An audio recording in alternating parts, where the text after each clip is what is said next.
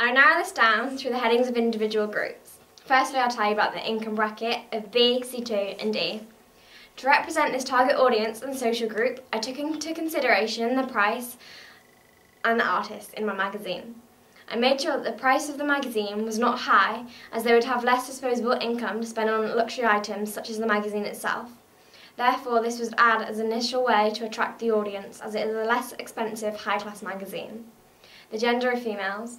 Well, stereotypically, the audience for this genre is male-appreciated, and women are considered the secondary audience. However, I've taken this and flipped it, made women into my primary audience. I'm trying to target this niche audience by featuring both males and females in my magazine, therefore making it universally tasteful. Through the use of dominant females featured on the front cover and promoting up-and-coming magazines to close-up women in the front and the men featured in the background. The colour scheme also represents this, as the red is known to be the colour in which both genders like. To attract the female audience, I use innovative style font in which is eye-catching, and the use of different coloured font to make the magazine look individual to those already out there. My women are stereotypically innovative, individual and active. The use of style lines also feature mainly women-dominated bands, and therefore this can further relate to the audience. Class, working class and middle class.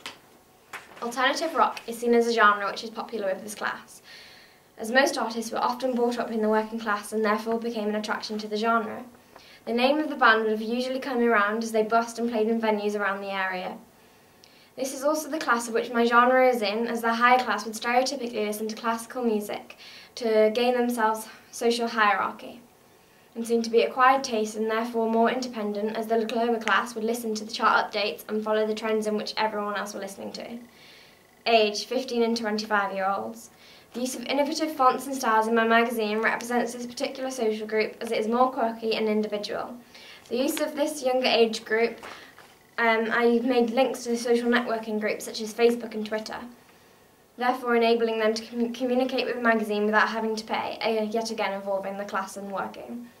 The use of social networking site also allows to the relation to females, as they would tend to use Facebook more than the male gender would.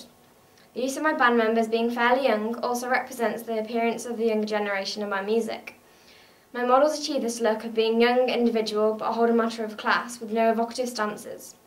Not ruling out the secondary audience of my magazines, males, the models wear clothes in which are stereotypically associated with the female gender, such as skirts and heels, therefore attracting the male audience. Race, white.